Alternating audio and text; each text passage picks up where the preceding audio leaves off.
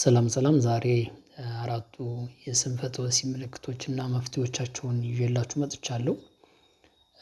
ብዙውን ጊዜ ወንዶች ጋር የሚከሰቱ የስንፈተ ወሲብ አይነቶችን ነው ማነሳላችሁ።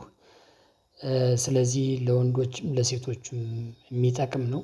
ምክንያቱም ወንዶች ጓደኞቻቸው ሴቶች ናቸው ሴቶች ደግሞ ጓደኞቻቸው ወንዶች ናቸው። ስለዚህ ሴቶቹ ለወንዶቹ ስለ ጓደኞቻቸው ማወቅ ይኖርባቸዋል ወንዶቹም ደግሞ ስለራሳቸው ማወቅ ይኖርባቸዋል ማለት ነው። ስለዚህ አራቱ ምልክቶች የስንፈተ ወሲብ ምልክቶች የመጀመሪያው የብልት አለመነሳት ነው። ሁለተኛው ደግሞ የብልት መነሳት ሆኖ ነገር ግን ቶሎ የመጨረስ ነው። ሶስተኛው ደግሞ ከተነሳ በኋላ ልክ የሴቷ ብልት ውስጥ ከገባ በኋላ መልፈስፈስ አይነት ነገር ማነው ያ የሚያመጣው? የሚያሳይ የዚህ አይነት ምልክት ካለ ይሄም የስንፈተ ወሲብ ሶስተኛው ምልክት ነው። አራተኛው ቶሎ ያለመርካት ነው። እነዚህ አራቱ የስንፈተ ወሲብ ምልክቶች ናቸው። ስለዚህ ለእነዚህ ፍቱን የሆኑ መድኃኒቶች አሉ መድኃኒታቸው ተፈጥሮአዊ ነው። ክኒን ወይም ድራግ ምናምን ሳይሆን ምግቦች ናቸው። ስለዚህ እነዚህን ምግቦች በመመገብ አራት ወሳኝ ምግቦች አሉ እነሱን ምግቦች በመመገብ እነዚህን የስንፈተ ወሲብ ችግሮችን መቅረፍ ይቻላል። ስለዚህ የመጀመሪያው ቀይ ሽንኩርት ነው። ቀይ ሽንኩርት ለዚህ አንደኛው ፍቱን መድሃኒት ነው። ስለዚህ ቀይ ሽንኩርትን ቢቻል በጥሬው መመገብ ካልሆነም ደግሞ ብዙም ሳይበስል በመመገብ በተለይ ብዙ ጊዜ እንቁላል ፍርፍር ስታዙ አይታችሁ ከሆነ አንዳንድ ምግብ ቤቶች ላይ ብዙም ያልበሰለ ቀይ ሽንኩርት ይጨምራሉ። ስለዚህ ይሄ በጣም አሪፍ ነው። ሁለተኛው የሽንኩርት ታይፕ ነው ተመሳሳይ ነው ነጭ ሽንኩርት ነው። ነጭ ሽንኩርት ያው እንደምታውቁት በጣም ለብዙ ነገር ለብዙ በሽታዎች ፍቱን መድሃኒት ነው። በተመሳሳይ ደግሞ ለስንፈተ ወሲብም የስንፈተ ወሲብ ችግሮችን ለመቅረፍም አንደኛው እና ተመራጩ የምግብ አይነት ነው ማለት ነው። ስለዚህ ነጭ ሽንኩርት ያው ኦብቪየስሊ ብዙዎቻችሁ እንደምታውቁት በጥሬው ነው የምንመገበው። በብዛት ጥሬውን ነው መመገብ ያለብን ነጭ ሽንኩርት መብሰል የለበትም።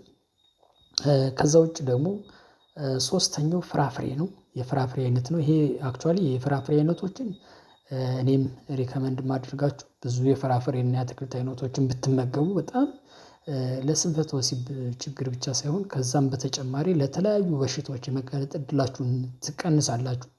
ስለዚህ ሞር ኦፍ አትክልትና ፍራፍሬ ብትመገቡ ለብዙ የጤና ችግሮች መፍትሄ ታገኛላችሁ ብዬ አምናለሁ። ስለዚህ ከእነዚህ ውስጥ ለስንፈተ ወሲብ ፍቱን መድሃኒት ነው ተብሎ የሚጠቀሰው ብርቱካን ነው። ብርቱካን ያው የሚበስል ነገር አይደለም እሱም በጥሬው የምንመገበው ስለሆነ ብርቱካን ያው አመጋገቡንም ታውቁታላችሁ። ስለዚህ ብርቱካን በጣም ወሳኝ ነው።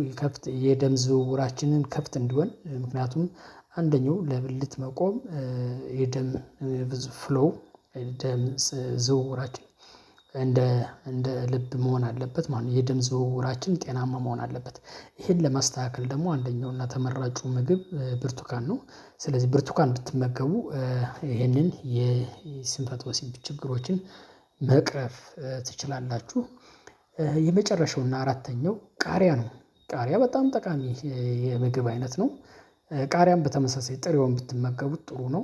ስለዚህ ቃሪያን በመመገብ እነዚህ አራቱ የጠቀስኳቸውን የስንፈተ ወሲብ ችግሮችን ወይም ምልክቶች ካሉባችሁ ቃሪያን በመመገብ ማስተካከል ትችላላችሁ ማለት ነው። ከቻላችሁ እነዚህ የተጠቀሱትን አራቱንም ምግቦች በየእለት ከእለት ምግቦቻችሁ ብታካትቷቸው ከስንፈተ ወሲብ በተጨማሪ ለሌሎች የጤና ችግሮችን መፍትሄ ስለሆኑ በቀላሉ በአንድ ድንጋይ ሁለት ወፍ አይነት እንትኖችን ታሳካላችሁ ብዬ አምናለሁ። ስለዚህ እነዚህን አራት የምግብ አይነቶች ለአራቱ የስንፈተ ወሲብ ችግሮች መፍትሄዎች ናቸው። ተጠቀሙበትና ለውጡን አይታችሁ ኮመንት ላይ ጻፉልኝ። ምክንያቱም እነዚህ ምግቦች በእርግጠኝነት ችግሮቻችሁን እንደሚፈቱ እርግጠኛ ስለሆንኩ ነው። ስለዚህ እነዚህን ምግቦች በመመገብ ያሉባችሁን የስንፈተ ወሲብ ችግር መቅረፍ ይኖርባችኋል። ሴቶች ለባሎቻችሁ ይህንን መረጃ ሸር አድርጓቸው ወይም ደግሞ ምግቦቹን እያዘጋጃችሁ ስጧቸው። ወንዶች ደግሞ ለራሳችሁ ተጠቀሙበት። በጣም አመሰግናለሁ። ቻው በሌላ ቲፕ እንገናኛለን